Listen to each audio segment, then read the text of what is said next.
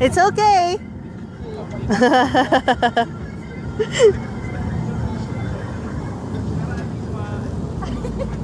Ayaw niya nga bulit. Gusto niya lakad lang.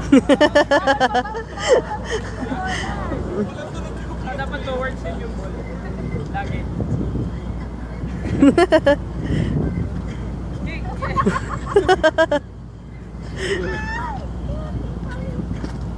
Ay.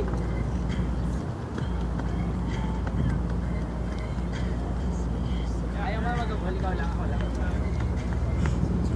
Kukunin niya muna. Tignan. Problem solving skills. Wait lang. Ask Yaya to do it.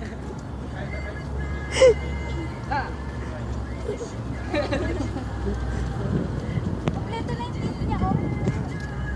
Ilang taon na po siya? 20 months. 1 year, 8 months.